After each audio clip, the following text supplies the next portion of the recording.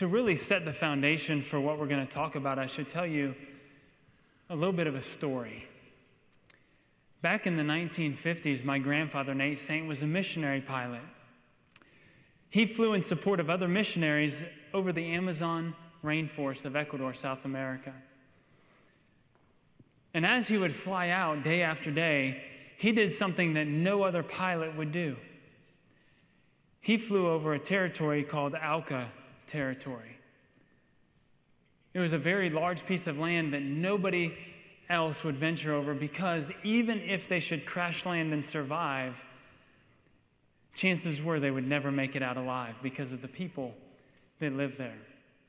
It was called Auca territory because of the people. Nobody had ever gotten close enough to this tribe of people to find out what they called themselves. And so a neighboring Indian tribe called them the Aucas, which means naked savage. They called themselves the Waodani, which means true people. Well, in 1955, as my grandfather was flying in support of these missionaries, he flew over Waodani territory and he happened to see a hut. See, my grandfather believed what the Bible said, that in the last day there would be people from every tribe and every nation and every tongue standing before the throne room of God, giving him praise for who he is and what he's done. And he knew that that included this savage tribe of people. To fully understand the Waodani, I need to tell you a little bit about their society. The Waodani were an egalitarian society. There was no hierarchy, there were no rules. Nobody told anybody else what to do. Now, when I was a teenager and even years before and after that, I thought, man, that would be really, really cool.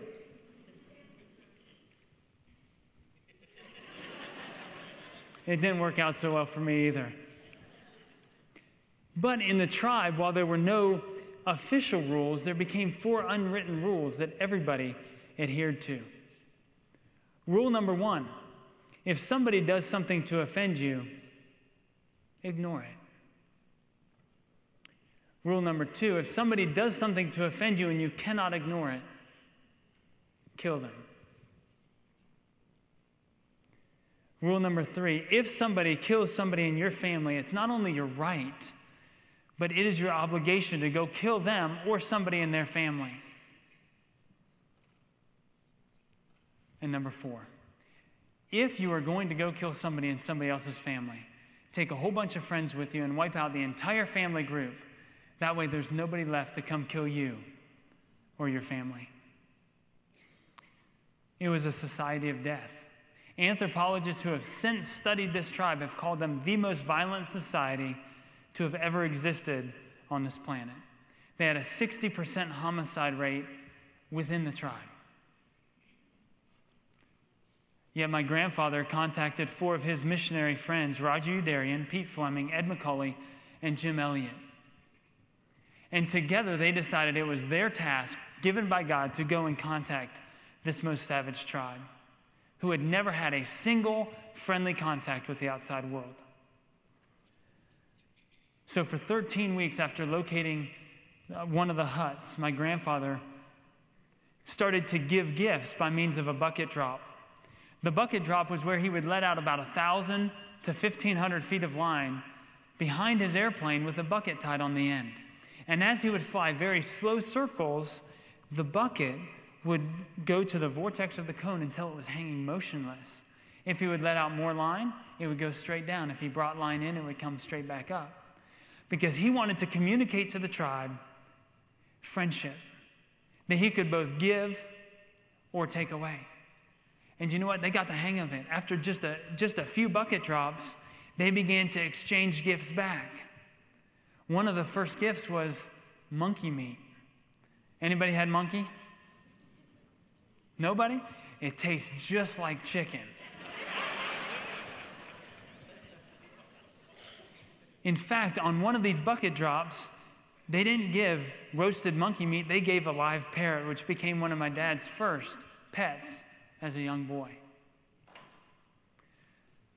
Well, after about 13 weeks, it got to Christmas time, and my grandfather determined, and as he was talking to his missionary friends, he said, it's time.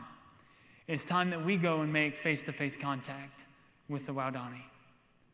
They had located a sandbar on the side of the Kururai River down in the Amazon, and it was long enough to land on, and it was hard enough, so they landed, and they waited. About 2 or 3 days in, out of the jungles came 3 Waodani young people, 2 young ladies and a young man. There was no animosity. In fact, they spent the afternoon together on the beach. My grandfather even took the man who they called George, his actual tribal name is Nankiwi, took him up for a couple plane rides. See, Nankiwi, the first ride, he went up. My grandfather thought that he wanted to see the village. It wasn't that he wanted to see the village. Just like if you or I get a new car, we don't care who we see if we're driving the car. We care who sees us. And so Nankiwi, on one of the, I think it was the second flight, he started stepping out onto the strut of the airplane. My grandfather's thinking, this could end really, really bad. So their tribal costume, it didn't consist of much. It was very easy to keep clean. All it involved was a string around the waist. That's it. So I'm sure you can just guess what was going through my grandfather's mind. What do I grab? Fortunately, they made it back safely. These 5 young men were ecstatic. Ages 25 to 32. They knew the next chapter of this story. They knew what it was going to be because God was already writing this story. And you know what? They knew that God was going to allow them to share the gospel with the Waodani tribe. 2 days later, there was still no other contact. So my grandfather flew up in his airplane, and he started looking, and he happened to see them crossing a river. And he called my grandmother, and he said, Marge, looks like they're going to be here for the afternoon service. I'll call you again at 4 o'clock. But 4 o'clock came, and there was no contact. Shortly after 3 o'clock, my grandfather's watch had stopped, as his body, riddled with spears, had been thrown into the river. All 5 of these young men, in the prime of their life, were dead.